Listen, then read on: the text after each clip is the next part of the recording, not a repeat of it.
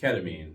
So I like to try different things. I don't like drugs. I don't smoke pot. I don't even drink.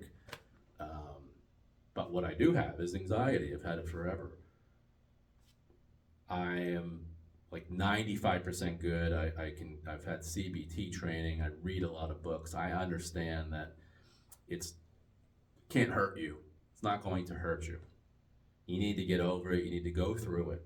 That's how you're going to get through anxiety and panic attacks. However, if there are tools to help you do that, I'm not against that. I'm not a lunatic and just say run straight into the brick wall, and that's how you're going to get over anxiety. So I was reading about ketamine, and having anxiety and panic. Maybe you understand that sometimes you're afraid to try new medicine, which I am. I don't like medicine makes you feel certain ways, and they're the triggers for some people who have anxiety, just bodily sensations. So I didn't want to sit there. If you Google ketamine, you're going to see they do infusions, and you sit there on the bed, and they're going to either inject it into you, or you're going to take a pill, or there's different ways to do it. And you go through this process, and hopefully it's a good one, because it could potentially be a bad one. That opens up your mind, and it helps create these new circuits for your brain that used to be there before, and now they're not anymore. But Google that on your own. I'm not a doctor, and I don't want to explain all that brain stuff. But my experience with it has been a complete amazing one. At first, I worked with an online company, met with a doctor virtually, just like we're doing right now. My goal was to figure out, why do I still have a twitch of anxiety? Or just open up my mind and see what's going on in there. I did not expect what had happened or what happened. I found that it's very good for me just to take the time out to do it. Where some people meditate, some people journal, which I also like to do, and not to be running 24/7 where you're just working, or going around, running around, and then at night you just plop down in bed, and here come all these thoughts. It's taking time out throughout the day to do something. So this forced me to do it. I'm not taking it and driving it around town. It's a super micro dose.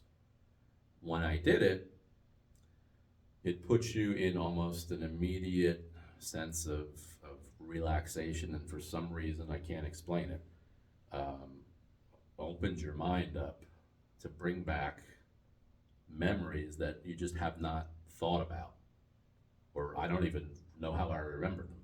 They were very vivid memories of things in the past. The most important thing is to set an intention before you take these sublingual tablets. Like, what do I want to get out of this today? What am I looking for?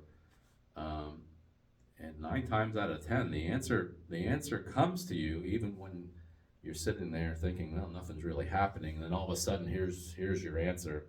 It could come through an old memory. It could just be one of those aha moments. So I found it's great to journal while I'm doing it before I just sit down and close my eyes and all these things come to me. I've received really all the answers that I had been looking for, to see why I still have some anxiety creeping in once in a while, as well as questions just about why do I do some of the things that I do. So for me, I would highly recommend it. I'll try to keep this video going and maybe show you one of the experiences that I have. It's a super micro dose. If I can do it, and I worry about medications, you can surely do it. It's immensely helped me. I don't have severe. I want to be honest. I don't have severe anxiety. I have just these rushes of adrenaline once in a while. I have functioned completely normal during the day. No issues. I'm not afraid of going out and talking in front of people. I am like 95% better than I used to be. But If you can be 100%, why not try it? So I'm not sure how people look upon using something like that. It is a psychedelic, but very low dose. It's beyond having a psychedelic experience. I'm not seeing all kinds of colors, or I'm still in the room. I realize where I'm at, but it definitely opens your mind up to past memories and things that you just haven't remembered for a long time, and people. So if you want, give it a shot. Just Google microdosing ketamine, and I'm sure the company will come up. Or if you want information, just contact me. I'll let you know who they were, and then go from there. I think there are some instances where you cannot do it. I don't want to quote those, but there's, if you're taking certain medications, you can't take it. If you have high blood pressure that's not controlled, you can't take it.